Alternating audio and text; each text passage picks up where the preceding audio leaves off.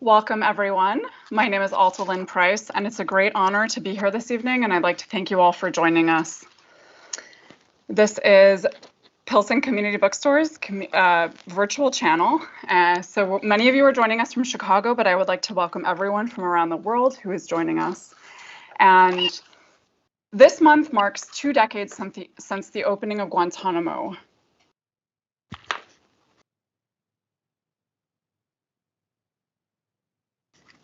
Thank you for joining us tonight, and we're here to remember what happened there, acknowledge what is still happening, and discuss how we might change history.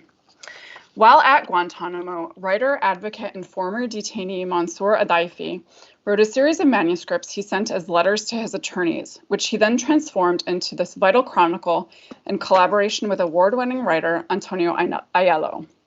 Don't Forget Us Here tells 2 coming-of-age stories in parallel. A makeshift island outpost becoming the world's most notorious prison, and an innocent young man emerging from its darkness. This evening, I'm joined by Mansoor Adayfi and Antonio Aiello, as well as Chicago-based lawyers Patricia Bronte and Marc Falkoff. I'd like to invite you all to follow the hashtag Gitmo20 Twitter stream. And just a heads up, we'll be dropping information in the chat and into the comments this evening, so you can follow along. We'll be talking about some of the artwork that was created at Guantanamo and the creation of this book. So Mansoor Adayfi is a writer, advocate, and former Guantanamo detainee held for over 14 years without charges as an enemy combatant. He was released to Serbia in 2016, where he's struggling to make a new life for himself and shed the designation of suspected terrorist. He's published several New York Times pieces, including a modern love column, and contributed to the graphic anthology Guantanamo Voices and the scholarly volume Witnessing Torture. He participated in the creation of an award-winning radio documentary, The Art of Guantanamo, for BBC Radio and the CBC podcast Love Me, which aired on Radiolab. In 2019, Adayfi won the Richard J. Margolis Award for Nonfiction Writers of Social Justice Journalism. He and Antonio are working on adapting this book for television. Patricia Bronte began representing men detained without charge at Guantanamo Bay Naval Station in 2005 and traveled to the prison there over 24 times to meet with her clients. Marc Falkoff is a law professor at Northern Illinois University College of Law, where he teaches courses in criminal law and procedure, constitutional law, and civil rights. Now, I'm really grateful. I am going to pass the mic to Antonio and Mansoor to do a brief reading from the book, and then we will hear about Marc's poetry collection. Thank you so much. Excellent. Mansoor, do you want to start things off before I jump into a reading with doing the chant? Yeah, would you like to welcome our guests? So yes, of course. First of all, thank you everyone for being here tonight, and special thanks to our Guantanamo lawyers. We consider our heroes, especially today, Patricia and other lawyers who actually become part of our life, and they're real heroes because they are defending the rule of law. And I would like to take you on the way we were welcoming each other and supporting each other at Guantanamo, because today we're going to talk about the poems from Guantanamo and poets and art and singing, dancing from around the world. So basically, one of the songs the song that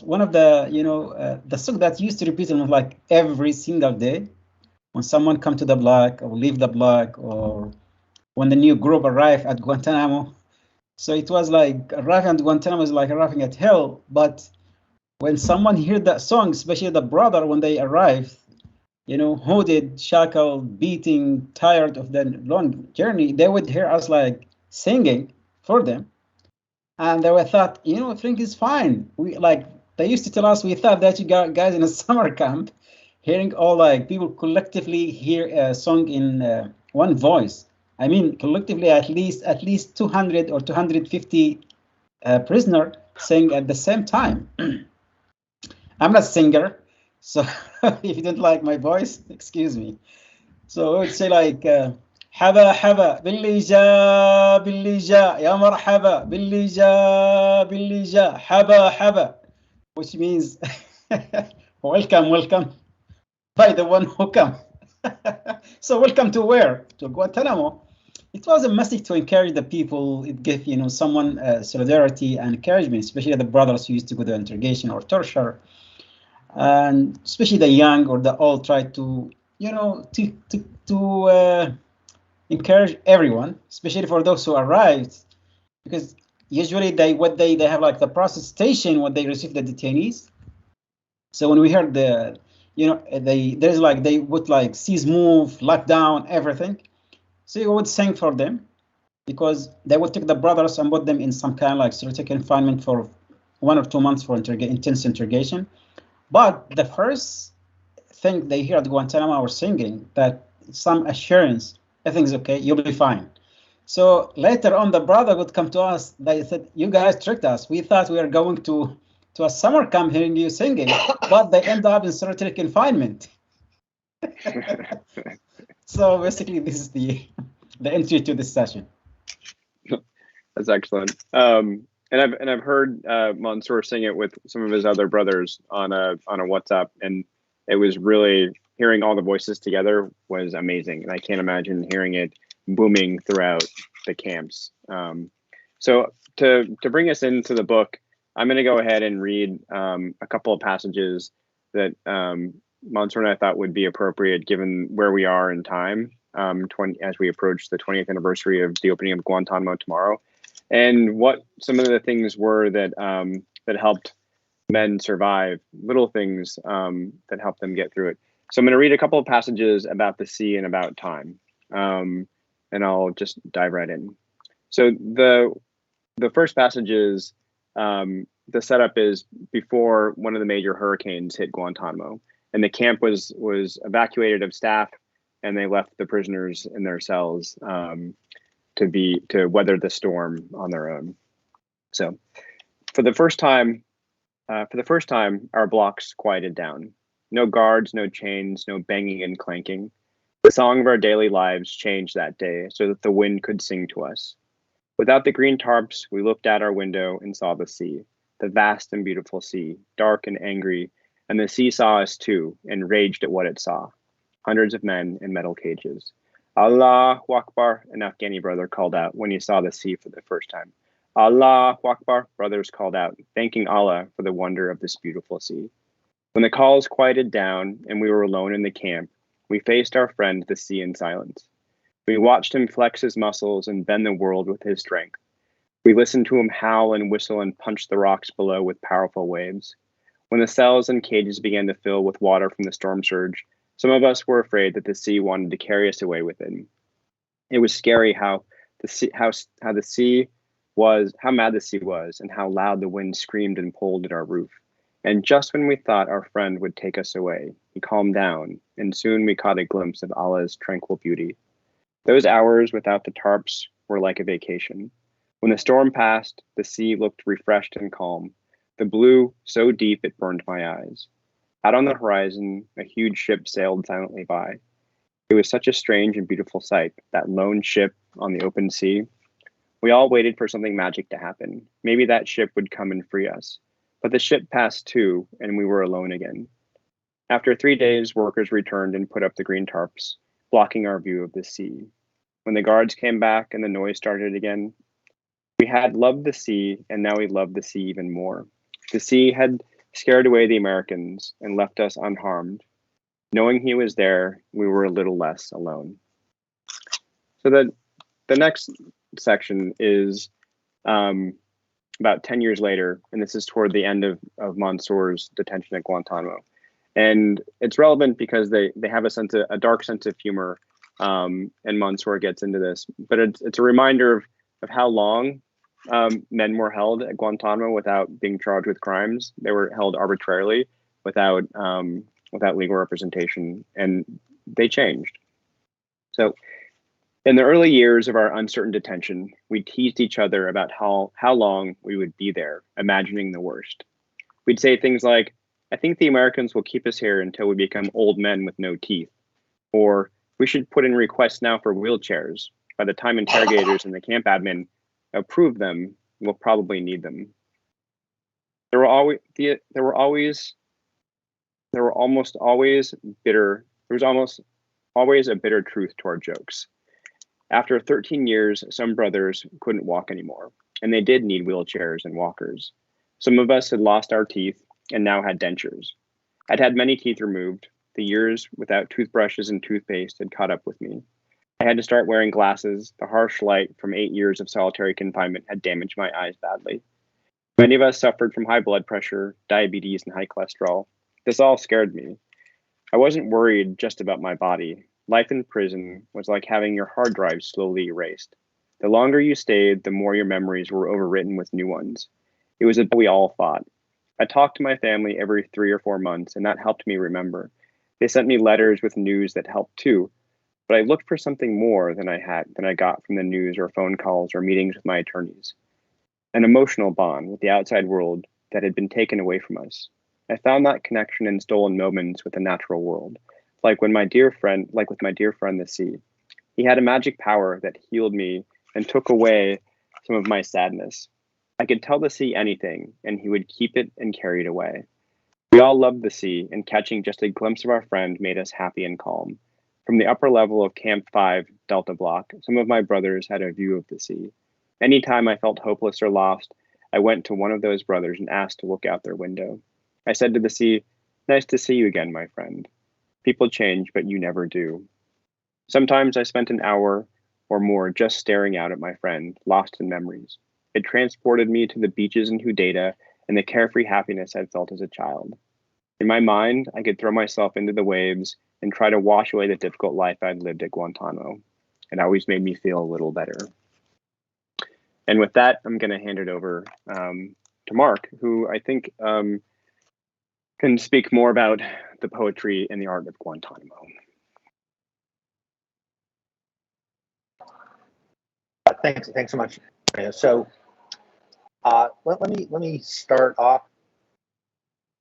This is an absolutely terrific memoir. I hope everyone buys it and reads it. It's consistent with everything that we've heard from our clients over the past 18 years, and it really helps bring some coherence to the experience.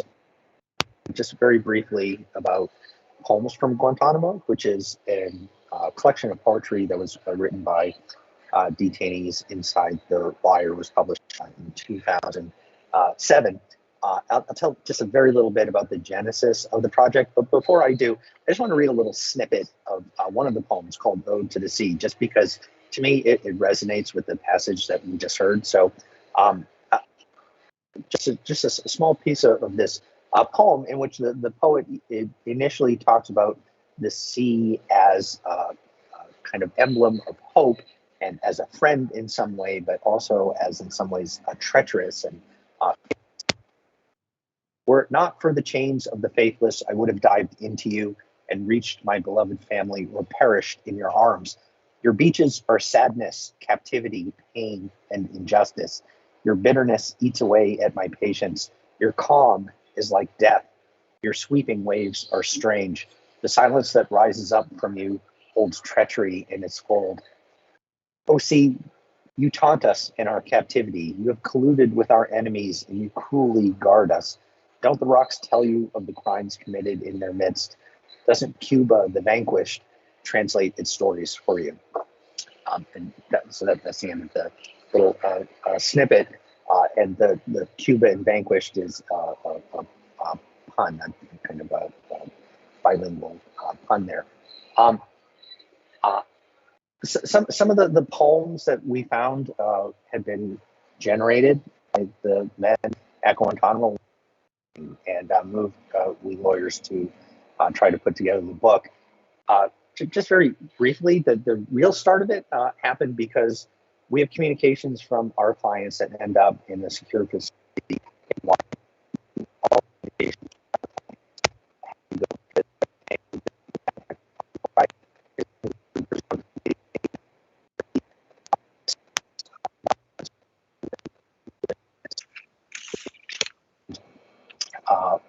once when we, my colleagues and I, went to read some of the collected, translated letters that our clients had sent us, we found that the letters included some poems.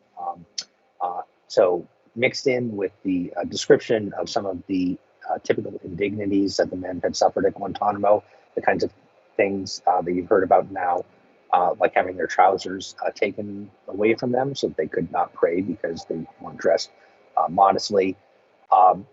Included in the letter requests for English dictionaries. All of our clients are Yemeni, so requests for things like Yemeni honey.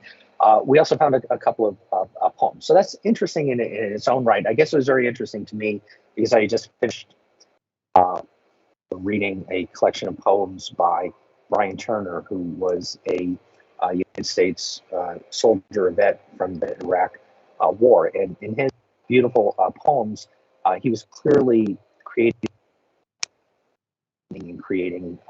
empathy and understanding someone else. And this is exactly the kind of thing I realized upon just a little bit of reflection that our clients were doing by sending their poems to us.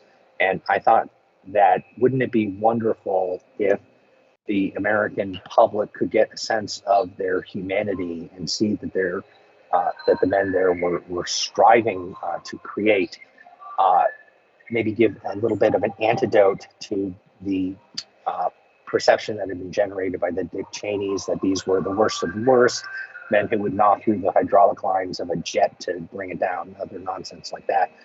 After querying some of the other lawyers that we work with, I realized that a lot of the men had in fact written poems, and we thought that we could perhaps try to Pentagon, and if we cleared enough of them, we could try to put together a volume and perhaps get it published. So among the poems that I read that first day were one called Shout of Death by Adnan Latif, who I know Mansoor well.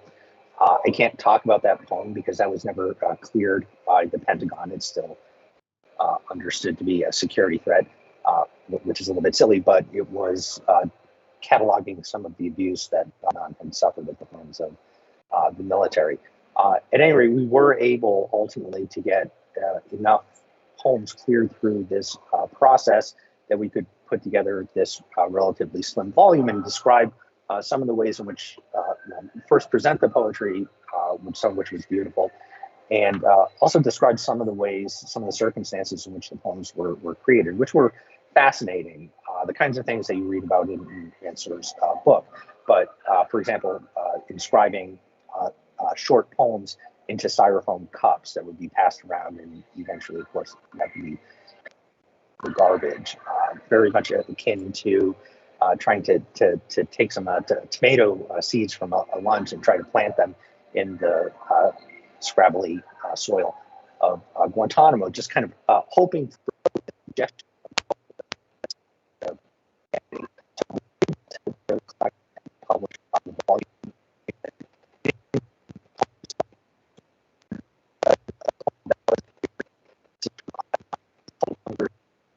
Hunger strikers, and you learn much more about hunger striking in Mansoor's book. But I'll just read this and then wrap up.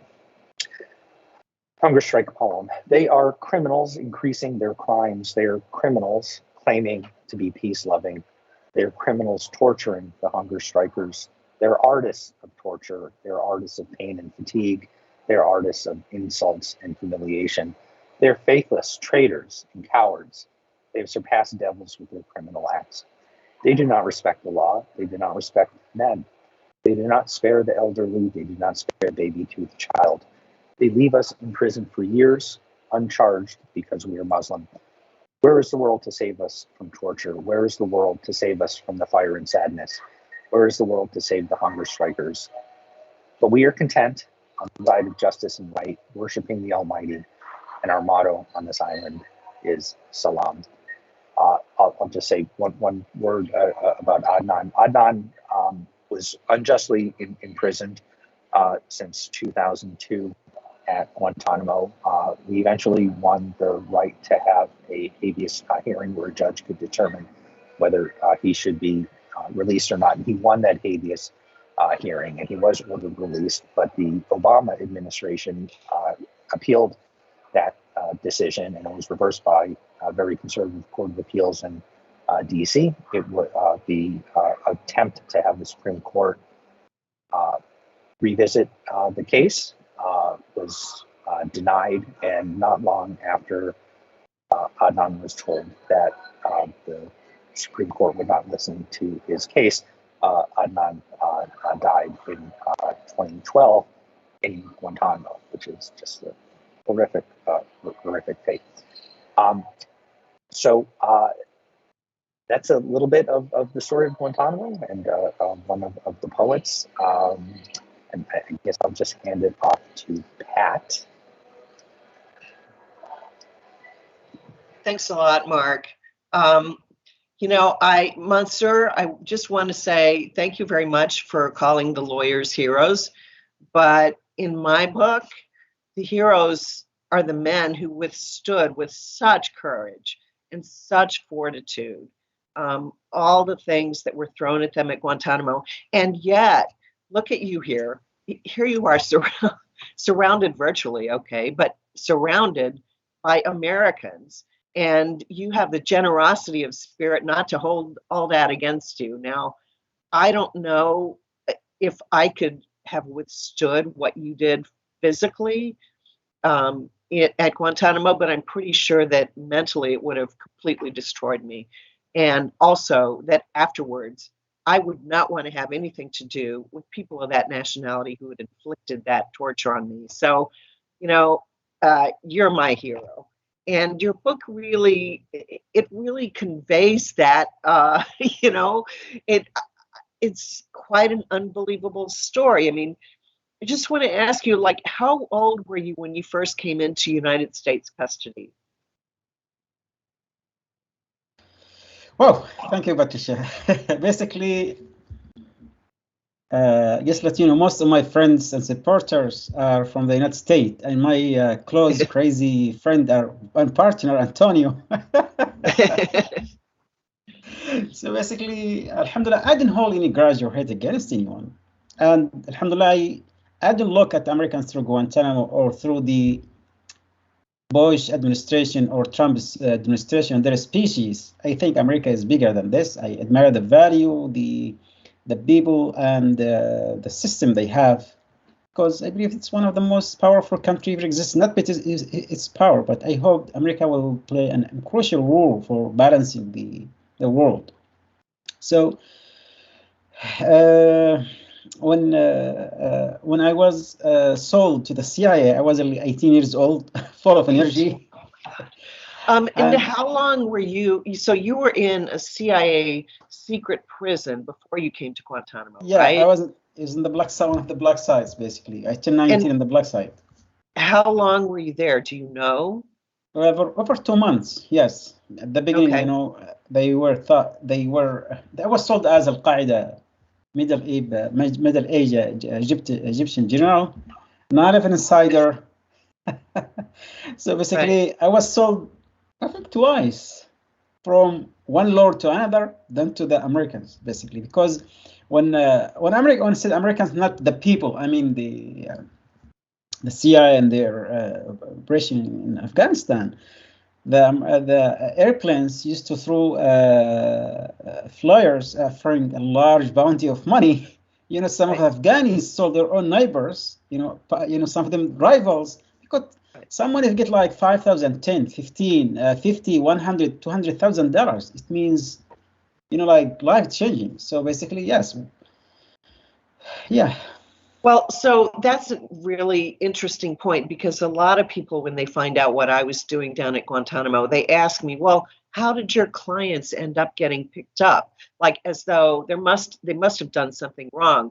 But in many cases, what they did wrong was get sold by someone else for cash money that the United States was offering for people, right? Yeah, I mean, when you look at the report from Seton Hall University and ACLU, that 86% were either mistaken identity or sold for bounty money. Right. Here is, 15 nationalities, over 20 languages spoken. when I said 15 language, those men weren't picked up in the battlefield. They brought from Afghanistan, Pakistan, Iran, United Arab Emirates, Bosnia, Mauritania, Africa. Many countries were either sold for bounty money or were handed people to the Americans and brought them to Guantanamo. Ironically, one of the things, I was talking to the interrogators. I said, look, at least you said you suspect. What about those people who was recruited by the CIA and sent to Afghanistan working for the CIA? They were caught by Taliban and Al-Qaeda. They were in Taliban prison. I met a team who were sent to assassinate Osama bin Laden. They were caught. They were brought to Guantanamo and spent years and years. Right. So it is so crazy. Also, a group of Afghanis who was fighting with Americans against Taliban. American soldier for American military gave them a new weapon. The woman stole it and sold it. So they were brought to Guantanamo. It's just so crazy, upside down world. Trust me. Right. No, I do trust you. Well, so you mentioned interrogations. How long did they continue interrogating you after you got to Guantanamo? Until that day, interrogation never stopped. You mean the whole time, the 14 years you were there? The whole time. In 2000, when Obama was elected and the Democrats came to power in 2009, right, everything had changed. Instead of torture abuses, the interrogators built a new place. Yeah. They put like furniture, TVs, PS3. They would brought food. Now they tried to put some like bridge of friendship, and they said it's more effective than torture because detainees, prisoners, talk freely. What they were trying, they told me, we are trying to get inside your head. 14 years, and the report, as Antonio, they said it was hard to assess his mindset. I said, really? Really? For 14 years, you kicked my ass in the black side, you touched in worse way. By the way, by 2015, 16, and 14, I reversed. I started torturing the interrogators and the psychologists. At the beginning, they used to interrogate me to be Al-Qaeda leader, Al-Qaeda. I had to admit to everything. The problem was giving them the details, which I didn't have. I couldn't make it. So by 2014, I started when the new interrogators came to talk to us. I used to go, "What's your name?" I am Al-Qaeda commander, 9/11 insider. I am 55th Brigade, and so on. Come on, man, please don't say that. You have to change. I said, no. This is who I am. This is. So they over and over again, the psychologists came to talk to me. They told me you live in some kind of delusional status, and you have to change. You are not that person. I said, no. This is who I am. This is what.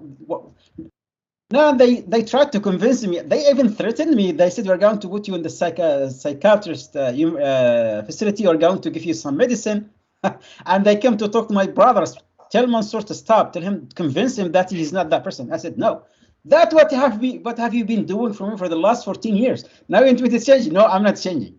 So basically, what intelligence do you think they were hoping to learn from you after 14 years of isolation at Guantanamo? What did they think you knew? I think it is highly classified. And as you know, what this, especially as lawyers, what does it mean, confidential, highly classified?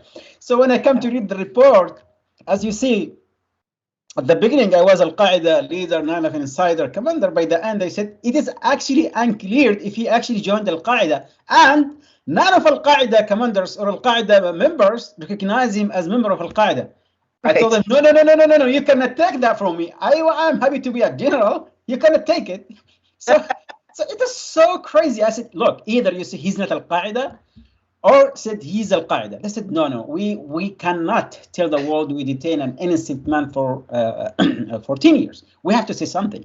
So, right. So this is, I'm telling you, some of the moments we live with the people at Guantanamo, it's an upside down world. It's just like a show they run for the world. But the reality, this is the reality.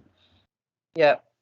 Well, so Mansoor, you speak English very well. How did you learn English? Did the guards encourage you in that? Actually, the rules at Guantanamo, the guards are forbidden to teach us English. And they are not allowed to talk to us more than 2 minutes. When I used to talk to the guard, I said, why can you teach me English? They said, look, they said, if you teach you English, you leave Guantanamo and you will join a terrorist and you will help them. I said, and do you think the terrorists will wait for 441 to come and help them? It is so crazy. But after, when the golden age started at Guantanamo in 2010, the process we went on, we started to negotiate with the camp administration, generals and colonels. They came to negotiate with us because Obama failed to close the detention and wanted to calm us down. Right. We let them have it. We were on force feeding, a hunger strike. Also, most of the brother was so tired and they couldn't take it no longer. We said, okay, let us give our brother. It was also division among us. Some of the brothers were against it. And we told them, we have to vote for the brothers who want to continue the protest. The majority, like 80% of the brothers said, we cannot take it no longer, please. So we stopped the hunger strike, the force feeding, and we start negotiating with the administration about improving the life on the detention, giving more freedom and access to TVs, newspaper, communication with the families, classes, art class, English classes, improving the food and this stuff. Alhamdulillah, we managed. So when I moved to the communal living, I found myself become like an angry man, not become angry like in a bad way. It's that since 2002 until 2010, we have been fighting and reacting to whatever they threw at us. Right. So that I went through stages of hate, fear, grudge, hope. It just there is like emotionally unstable and also devastated physically, mentally. So like when I sat with myself, I said, is my life going to be that way? And I was afraid. It's like, I don't want to be that person for the rest of my life. And I knew the only way to get out of that, like education. So I started focus on learning, reading as much as I can. I got the book. It's not that book actually. It is like called Around the World in 80 Days. Yeah. And it was like read it with the guards, like it's translated into Arabic, and we had only one dictionary in the block. So I used to come to the guard, beg them like, hey, can I read with you? Can help me and so on. Some of the guards said yes, some said no. Some of them like, please, the cameras, hide from the cameras. Right. So I spent like 5-6 months trying to finish the book because I didn't get a lot of help. Yeah. So the guards and the detainee and my brothers used to make fun of me. Mansoor, when are you going to finish your journey? The guy finished in 80 days and you have finished like 6 months. I said, look, when I found my sweetheart, the journey will finish because. Right. Oh, my screen is frozen. Oh, so Mansoor, what was the last thing you said? I said I used to tell my brothers when I find my sweetheart, I will finish the book because the man in the story found the woman he loved in the story. Yeah. So this is just one of the stories. Of course, the first gift I got, it was one of the guards. I get Merriam-Webster dictionary because he saw me every time like looking for dictionaries and so on. So he brought me a gift and he said like, okay, this is a gift. It was like contraband, but he was nice. And at that time, the rules were relaxed in 2010, 11, 12. We call it the golden age. Right. Right. So from then I took it, started learning English with the guards. They listen to the TV. Sometimes I put the headset, like sit under the TV for hours just listening. I don't understand, but you know what? I want to learn. Yeah. So you mentioned, Mansoor, that you eventually were able to experience communal living with your brothers. When that happened, did you ever regret all the years of non-cooperation that had landed you in solitary confinement for so long? No, I don't think I will ever even think about regretting them because, I think I did the very right decision. I was one of the tip of the spear of the brothers at Guantanamo, not just me, a group of us, we call it the Red Eyes, because I saw the brothers who were said as compliant. They were came for white clothes, food, and so on. But they lived in fear. And that fear is worse than shackles, worse than chains, worse than any torture. They live in that fear of being transported to the blocks or the cages. There was no any kind of achievement, not art classes. And so when we negotiate with the CAM6, actually, alhamdulillah, we achieved a lot just in 3 years. Art classes, English classes, the things we got from the CAM administration. So basically, we went also, it's not about compliant. That's what they call compliant. It's about like, they want to change us. They want to turn it into something we weren't. They want to say something we, admit to something we never did. At the same time, sometimes they would come to us, stop making protesting and making the hunger strike or doing this stuff. We're going to move you to CAM4. That's what they used to do. They said, no, I'm not going to stop unless everyone moved to CAM4. And the first day in 2003, when they started announcing about making like propaganda about CAM4, I called the brother. I said, look, no one should go unless we all go and live there. We should treat it the same. And I called the camp commander. I told him, tell General Miller we're not going there. And they actually put me in the blacklist. They said he is an instigator because, and what they did, they created Camp 4 like to be the face of Guantanamo, but behind that were like 400 or 500 brothers. Only like there was around 70 brothers in Camp 4.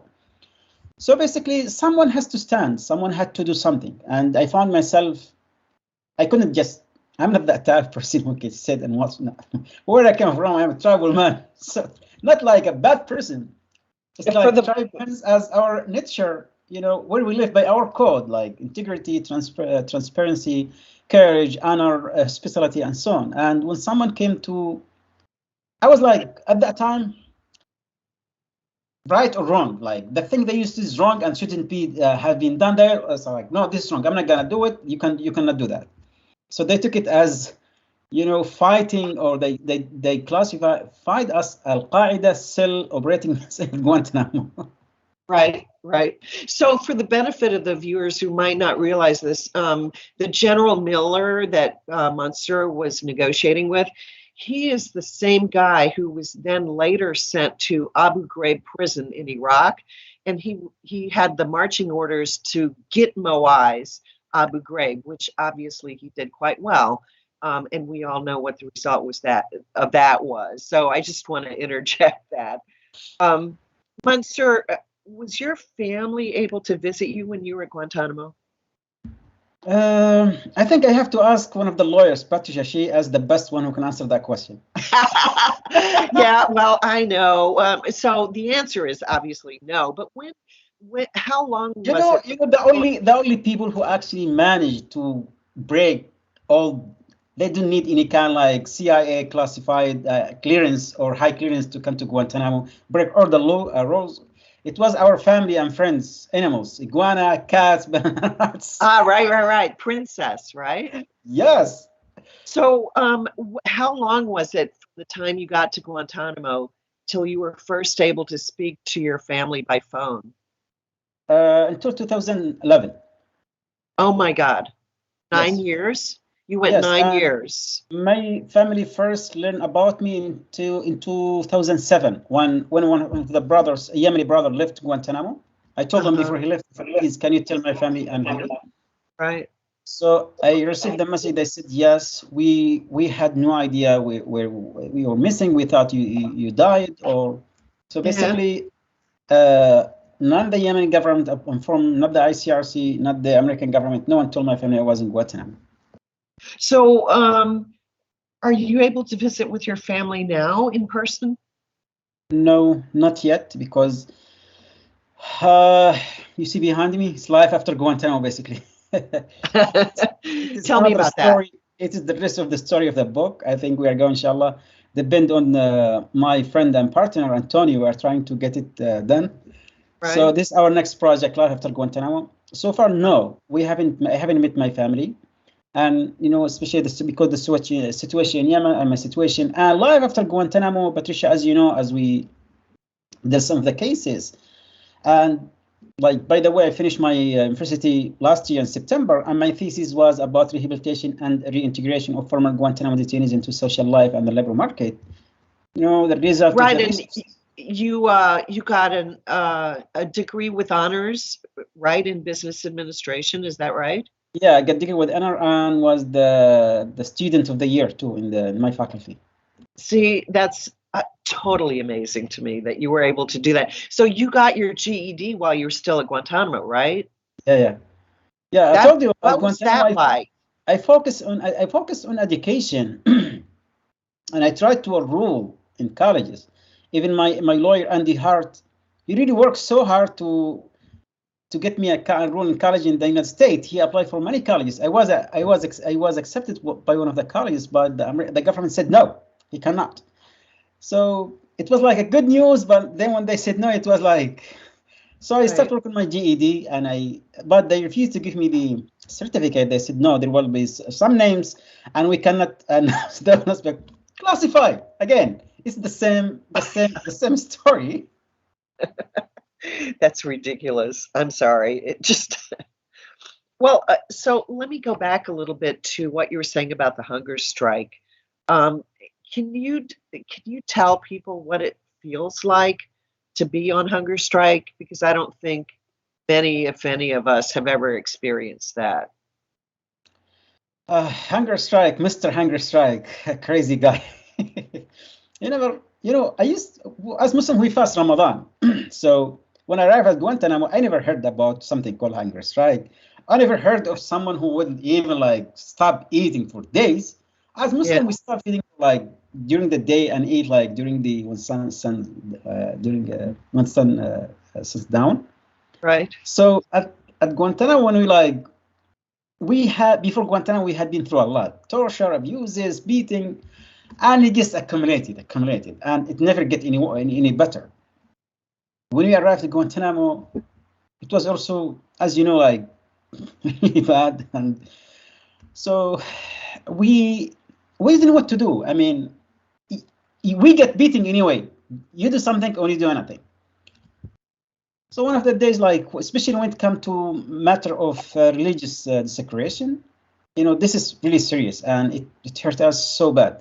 Like desecrating the Quran, you mean? Yeah, desecrating the Quran, or making us were praying, or stopping us for praying, or refuse to give us water for preparing for pray. Uh-huh. So one day when they attacked the brother while he was praying, everything we start. It was like the first spark at Guantanamo. We reacted. We shout with the guards, and we went on hunger strike. So when I heard the brothers hunger strike, I was like, "What's mean hunger strike?" They said, "Yeah, you cannot eat because people in Ireland that done it, brothers in Palestine, and Irish people, and the same thing Gandhi." And I said, "Okay." Yeah. Like and one night discussing about the idea, and Arabs talk a lot. What the Afghanis said about Arabs. They said if you find 10 Arabs, you will find 11 commander. Means 10 Arabs, they become like each one commander and half. So it was a lot of discussion between us and so on. But I think the second day, one of my neighbors, the youngest detainee, Yusuf, he started his hunger strike. So for me, I cannot eat while someone is not eating. I can't. So I just joined them. Then people joined us. So how we introduced to Mr. Hunger Strike, we spent the first time Hunger Strike 9 days. And I can tell you in short words, I wrote the story clearly in the book. I wrote that story while I was on hunger strike too. So what I wrote, it was really like painful to write it, but I was also like in my 35 days of hunger strike. So it is, I can say it is a slow journey toward death, because every single cell dying slowly in your body because you're not eating, and the functionalities in your body start shutting down. Standing, hearing, talking, moving, thinking, everything. So we did hunger strike 100 maybe of times. Literally, I spent on force feeding 3 years. People don't say, "Oh, 3 years." No, it's nothing compared to the brothers who spent 10, 15 years on force feeding. I mean, 10, 15 literally. So, well, and it wasn't just like force feeding like you would get in a hospital, right? I mean, they deliberately used large tubes, right, and didn't lubricate them, for example.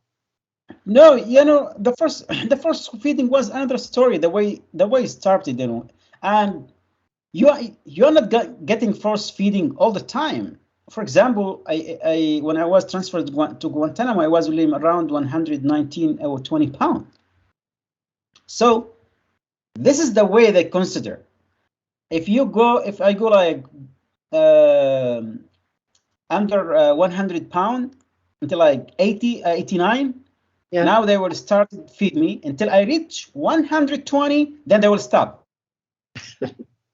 Yeah. Okay. Under 100.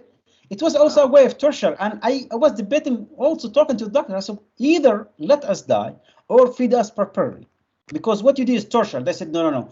Our law is to keep you at this weight, 120. If you go like the rules, if you go under 100 pounds, and they let you go, like some of the brothers literally went into 82 pounds or 85 pounds, literally. So. Yeah. And so it was also for us, we tried to maintain the way, not to go to the way they wanted, because we need to keep our hunger strike. It was also battle with the doctors. Sometimes they would use really large tubes, put us under like, as hunger strike, we are being punished all the time. Solitary confinement. Level 4, we have really like a shirt and pants and isomat, and a blanket from 11 o'clock until 6 o'clock. And no rec, no shower. That's it, because you're on hunger strike, you are being punished. Right. Well, so then eventually, Mansoor, you in 2016, you get transferred to Serbia, right? Yes. The many brothers who were at Guantanamo got sent back to their home countries. Why didn't that happen with you? Especially Yemeni brothers or Yemeni prisoners, because the situation in Yemen collapsed into a civil war, and it was unsafe. It was unsafe to send us there. Some of us forcibly released. Like in my case, I was forcibly released to Serbia. I refused. I went on hunger strike basically, Right. And they said, we have no choice. They told me, the ICRC, when they come to meet me, ICRC, International Committee for the Red Cross, they told me, we come to talk to you today. We have a question for you. First, we are going to tell you that the new law by the US government, if anyone accepted by any country, he will be forced to release. They told us, all of us, especially because one of the brothers, remember, refused to leave to Montenegro. Right. Then he told me, I'm here to ask you one question. Do you think if you go to Serbia, it will be a threat for your life there? I said, I don't know, and I don't want to go. Will you guarantee my life there, you and US government? They said, no. I said, I'm not going. But I was shipped to Serbia anyway. And when I arrived in Serbia, the Serbian told me, no, we were expecting one detainee to be here. And they told my lawyer the same thing. So basically, this is one of the problems when I highlight in my thesis about the rehabilitation and reintegration was like, there is no kind of rehabilitation or reintegration. Also, those countries, Eastern Europe, Kazakhstan, Senegal, and Albania, some of the countries, we are living Guantanamo 2.0. I mean, we are not free, and we still live in the shadow of Guantanamo. Guantanamo stigma, a lot of difficulties, challenges, no legal status, healthcare, no access to like education. When I got my education, I had to go on hunger strike the first time for 48 days, the second time for 25 days. A lot of I think Antonio was not but a lot of. I was arrested. I was beaten. I was, interrogated. Oh,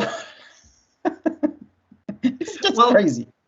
Well, so Mansoor, you've been through everything you've described. You got sent to a country with a history of antagonism toward Muslims. That's putting it mildly. And yet you got your university degree. You are an advocate for detainees still at Guantanamo and detainees who have been sent to other places like the United Arab Emirates. What's next for you? What's next? I wanted to drive my friend Antonio crazy and to get the TV show done. Okay. To get the book done, and we are working on another audio story too. We are working on also. I'm trying to finish my master's degree. Oh, wow. And most importantly, to find my sweetheart and my partner, my wife. I'm looking for her. She hasn't found him yet. Come on, I'm waiting. Okay, ladies, get on it. Well, Mark. But most importantly, I'm trying to get out from this country and to go to where I can, move on with my life. Right, right. Mark and Antonio, do you have any questions that we should put to Mansoor?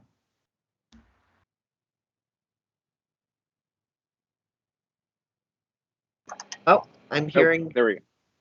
There Mark, we go. you want to go? No, go ahead.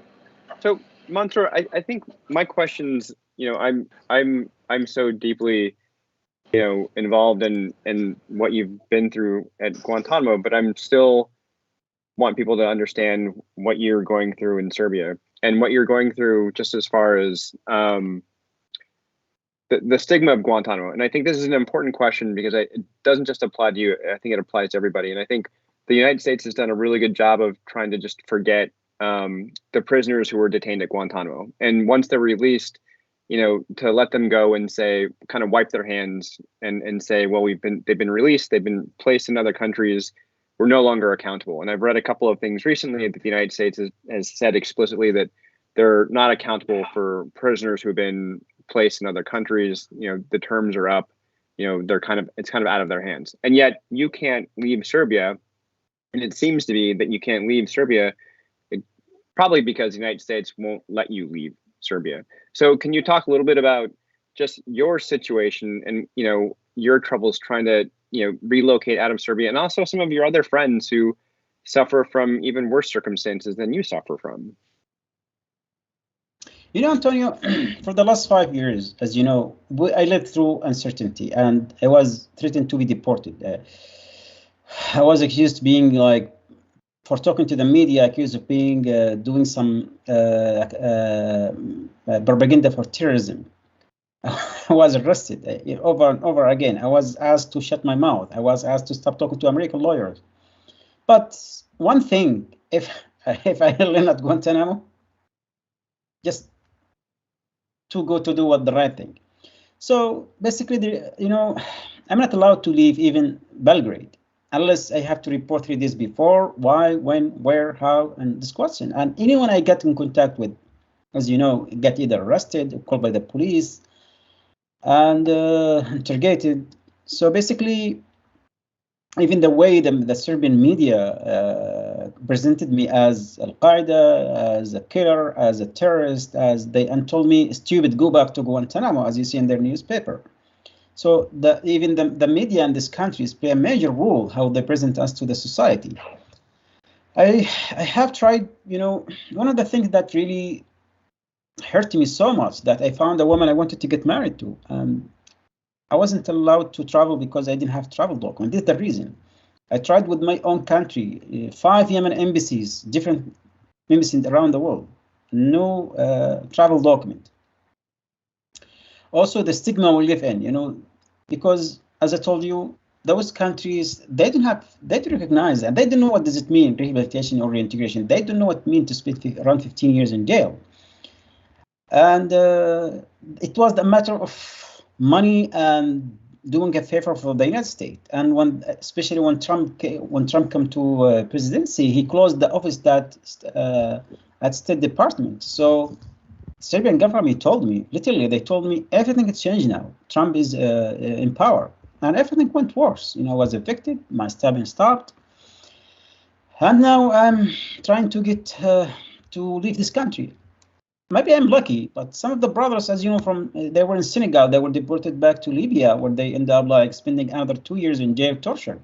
Brothers in United Arab Emirates, they were released from Guantanamo as a resettlement agreement between the United States and United Arab Emirates government. They end up in jail for 5 years. Even they wanted to go back to Guantanamo. When I talked to them, they said, "Wallah, it was worse than Guantanamo, the way they were treated." Right. Oh, then they sent back United Arab Emirates 2 months ago or 3 months ago, send them back to Yemen without coordination, without Yemen government or with the United States or any NGOs or the lawyers, with anyone. They were handed over to counterterrorism forces in Yemen. Actually, the United Arab Emirates militia in Yemen. Then some of them, even less than 24 hours, they were kidnapped by the militia and ended up in jail. And I work with Patricia in those cases. So we have to, again, to fight for those brothers. Now we are trying to find some kind of help and supports for the brothers.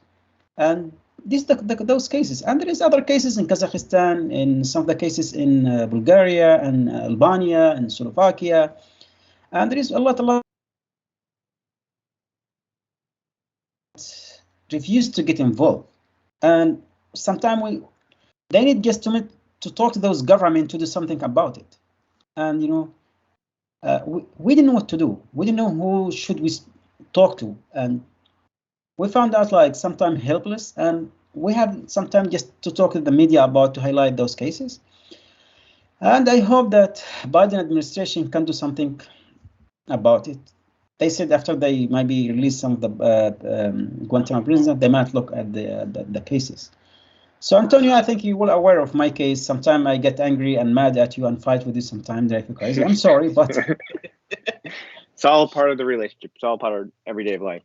Well, I think I need to turn the mic back over to Alta to close this out. But Mansoor, thank you very much for sharing your story in the book and with us tonight.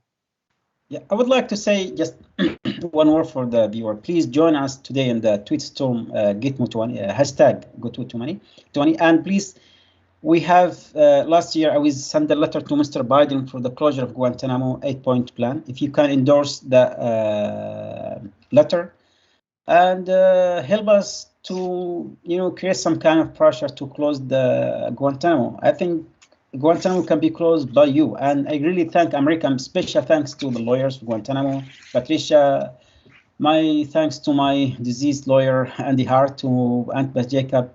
And to the Americans people, really, I really admire them and thank them for, because the people who protest and fight for the closure of Guantanamo, most of them are Americans. And thank you so much for doing this. And it's not about us. It's not about Guantanamo. It's about us all as humanity. It's about our humanity, you know. And calling for the justice for Guantanamo. Actually, we are fighting for the justice for American justice system that has been abused and misused for a long time. Thank you so much. Right. I just put the link for the closed Guantanamo letter into the chat, if it's possible to tweet that out. Mansoor, thank you so much. You know, as a translator myself, the literary quality of this book and the human quality really moved me, and I'm so grateful. Mansoor, you mentioned to me when we first discussed this event, you said that Guantanamo is not just a place, it's an idea. It is in the people and it is everywhere. And I found that so powerful on this day before the 20th anniversary of when this prison was opened. And I would like to thank everyone for joining us today. Thank you, Marc Falkoff, for being the conduit of poetry that is still considered a security threat by our government. Patricia Bronte, thank you for your legal work and your expertise. Antonio Aiello, thank you for helping bring Mansoor's story to life. And to everyone, please head over to pilsencommunitybooks.com to get your copy of Poems from Guantanamo, edited by Marc Falkoff. And Don't Forget Us Here by Mansoor Adayfi. And thank you all so much. And stay safe out there. Okay, thank you so much, guys. Thank you.